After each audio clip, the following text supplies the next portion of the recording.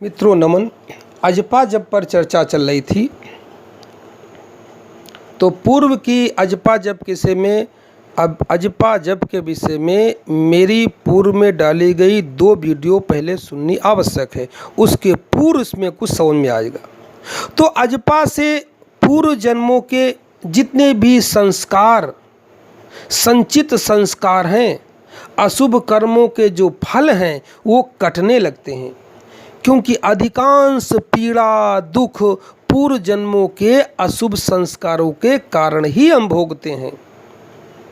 पहले अजपा का अभ्यास गुरु या शिक्षक के सानिध्य में बैठकर करने से अनुभव पकड़ में आने लगता है। एक बार यह अजपा की डोरी गुरु कृपा से आपकी पकड़ में आ जाए, फिर घर पर इसका आप अकेले में अभ्यास कर सकते हैं। अजपा के परिणाम बहुत आश्चर्यजनक घटित होने लगते हैं।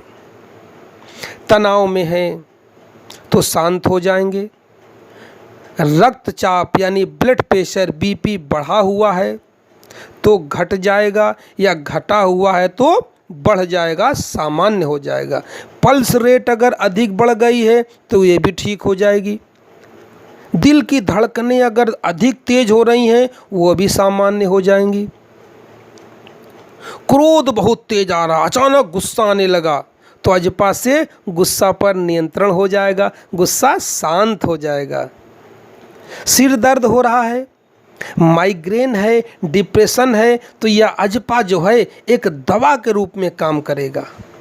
नींद नहीं आती है तो गहरी नींद आने लगेगी, या नींद अधिक आती है तो सामान्य हो जाएगा, सारा बैलेंस हो जाएगा। मन उदास रहता है तो प्रसन्न हो जाएंगे।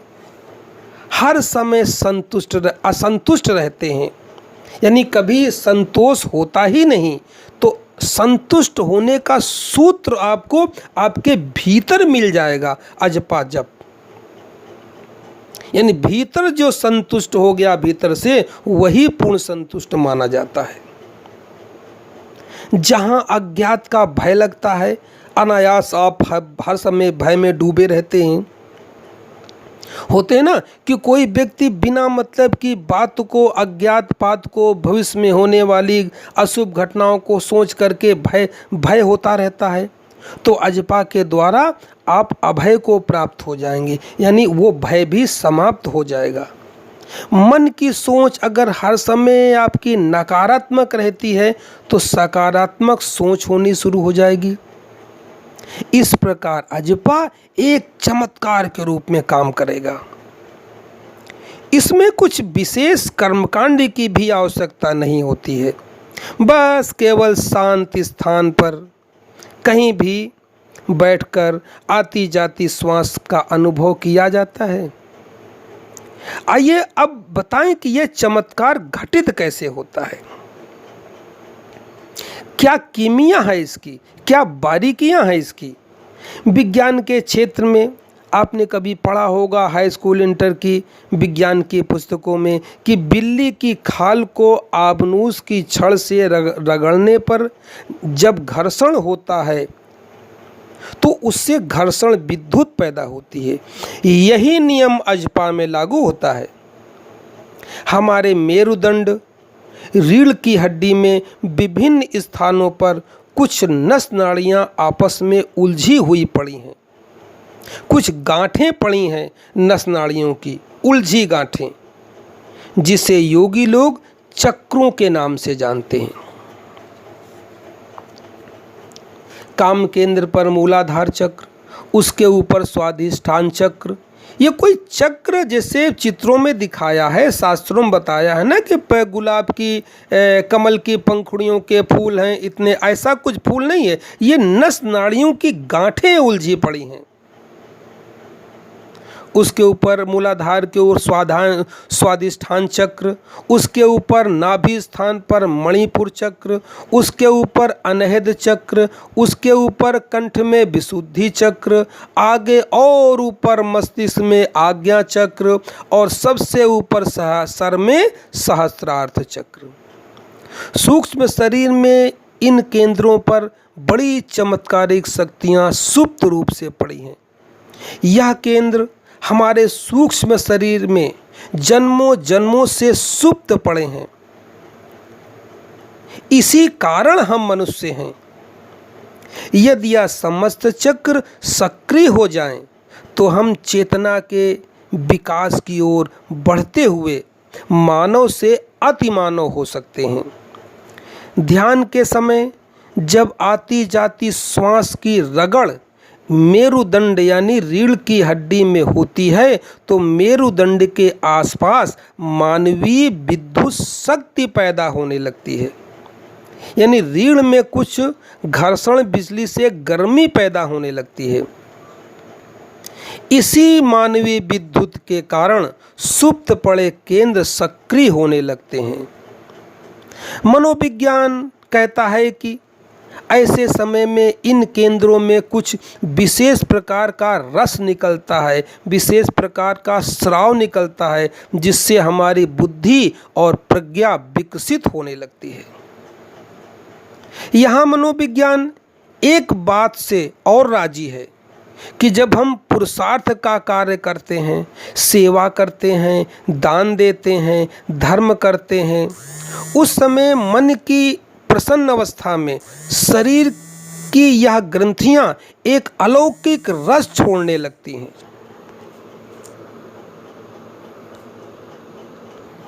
जिससे हमारे शरीर में रोगों से लड़ने की शक्ति विकसित हो जाती है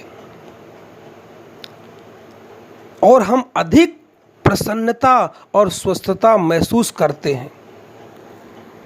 आजकल कोरोना चल रहा है ना, तो इससे जो शरीर के प्रतिरोधक शक्ति है वो आपकी बढ़ जाएगी।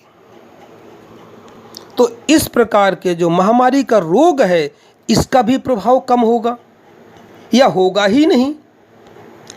अजपा जब से आत्मबल बढ़ जाता है, मन चाहे कार्य पूरे होने लगते हैं। मनुष्य को जिस वस्तु के पाने की प्रबलतम तीव्रतम यानी भीतर से बहुत इच्छा होती है, उसे पाने का वातावरण प्रकृति में स्वयं बनने लगता है। यही चमत्कार है। मनुष्य ऐसा महसूस करने लगता है कि उसके आसपास कोई गुप्त अदृश्य शक्ति ऊर्जा हर वक्त उसका साथ दे रही है और उसकी रक्षा कर रही है, उसके साथ खड़ी है। उसके आसपास रहने वाले लोग भी शांति और आनंद का अनुभव करने लगते हैं। साधक जान नहीं पाता है कि यह सब क्यों और कैसे हो रहा है। एक अद्भुत अदृश्य आशीर्वाद की वर्षा मनुष्य के ऊपर होने लगती है। मनुष्य अजपा जब में इतनी अधिक ऊर्जा भीतर महसूस करने लगता है कि सब लोग अनजाने में उससे प्यार करने लगते हैं, मधुर संबंध बनाने लगते हैं। अजपा जप करने वाले का व्यक्तित्व में एक आकर्षण पैदा हो जाता है। अरे मित्र तो मित्र, बैरी भी अपना बैर का भाव त्याग देता है।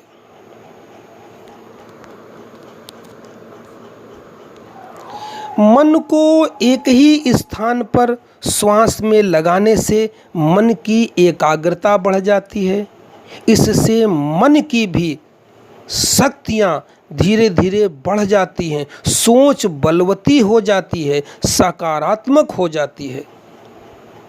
अजपा गायत्री के साथ जब कोई मनुष्य लगातार जुड़ा रहता है या कह लें साधक हो जाता है, यानी अजपा की साधना करने लगता है,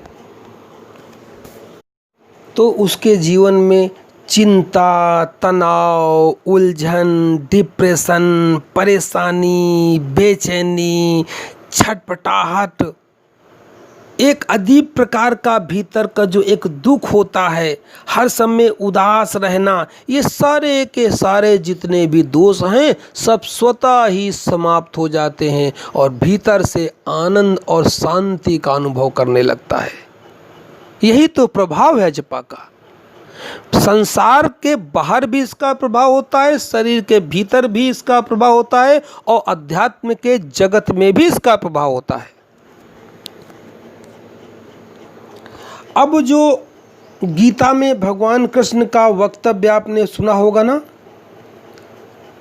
तुम मेरी शरण में आओ, मैं तुम्हारा योगक्षेम वहन करूँगा। जो कृष्ण की शरण में आ जाता है उसके दैहिक, दैविक, भौतिक व आध्यात्मिक रूपी सभी मनोकामनाओं को भगवान पूरा करते हैं। यहाँ कृष्ण का अर्थ कृष्ण के भौतिक स्थूल शरीर से नहीं है। कृष्ण के अंदर जो पूर्ण जागृत कृष्ण तत्व है, उस कृष्ण तत्व रूपी आत्म तत्व से है। वही हम सबके भीतर भी है। हमारा चैतन्य है जो सुप्त पड़ा है। अब अजपा जप के अभ्यास से हमारा चैतन्य आत्म तत्व जागृत होने लगता है। उसी जागृत आत्म तत्व की शरण में, अर्थात उसको अनुभव करके उसमें स्थिर हो जाने की बात भगवान कृष्ण कह रहे हैं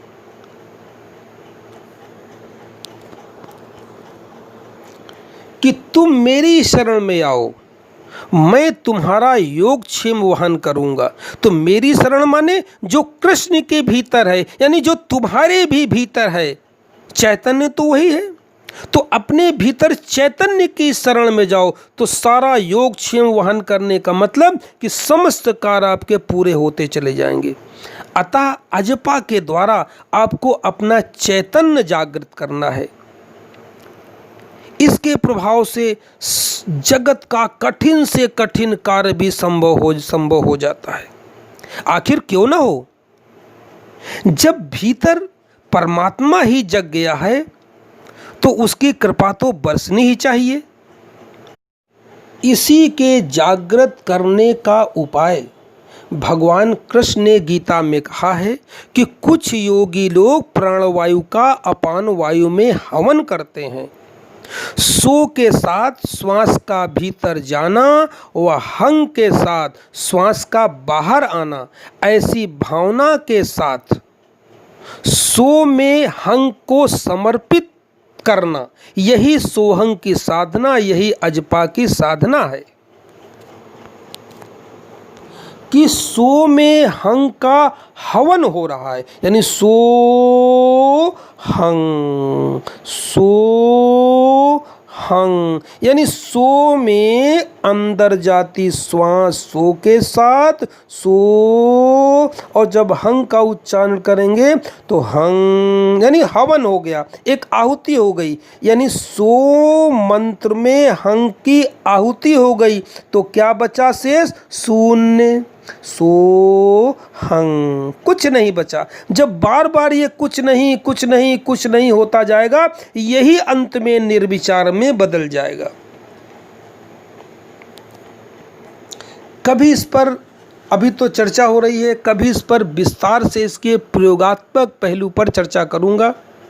अभी तो एक अजपा जाप का एक साधारण सा एक परिचय चल रहा है। आपको बता दूं कि इसके अंदर कितनी ताकत है, कितनी क्षमता है। तो एक काम करें, अगर आपको मेरे वक्तव्य, मेरे विचार कुछ आपके अनुकूल लगे तो अभी मेरे चैनल को सब्सक्राइब करिए, बेल आइकन दबाइए, ताकि अभी इसके बाद जो भी वीडियो डाली जाए तत्काल उसकी सूचना आपको मिल जाए। क्योंकि आधा अधूरा ज्ञान खतरनाक होता है। जब तक पूरी विधि न समझी जाए तब तक भ्रम बना रहता है। आगे थोड़ी एक दो वीडियो में और डालूंगा इसके ऊपर, इसके बाद सीधे प्रयोगात्मक पर आ जाऊंगा, बिल्कुल सरल विधि। इस विषय में कभी कोई प्रश्न हो, चर्चा करनी हो तो मेरा नंबर 9897727441। स्वामी अंतर्ध्यान।